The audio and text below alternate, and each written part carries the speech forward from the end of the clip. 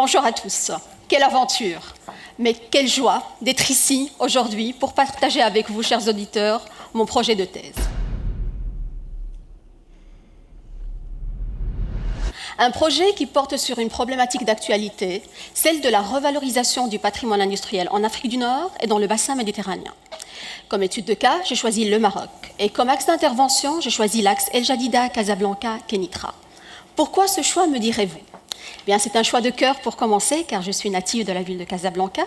Et puis, c'est un choix qui me semblait évident au 100e anniversaire de la création de la première structure portuaire de la ville. C'est aussi une date anniversaire de la création des premières unités industrielles en Afrique du Nord, dessinées par l'architecte français Eugène Landrat. Il faut savoir qu'au lendemain de son indépendance, le Maroc a hérité de nombreuses entreprises.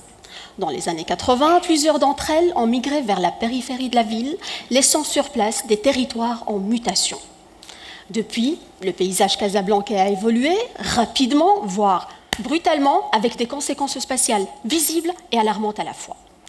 Et là, je reviendrai vers la question fondatrice même de mon projet de thèse. Comment le patrimoine industriel peut-il participer à la revalorisation d'un axe économique ou d'un territoire urbain? Eh bien, pour y répondre, je m'intéresserai d'abord à la notion du patrimoine. Qu'est-ce que le patrimoine? Qu'est-ce que le patrimoine industriel?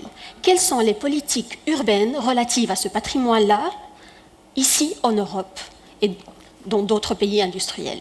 Je m'intéresserai donc aux politiques urbaines menées dans certaines villes européennes, brillamment. Je ne les citerai pas toutes pour des raisons chronométriques, néanmoins je citerai des exemples brillants.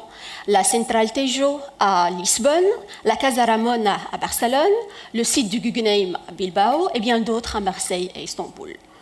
J'analyserai donc ces exemples, je les transposerai dans mon axe, dans mon territoire d'action, je les testerai une à une et puis j'analyserai les résultats.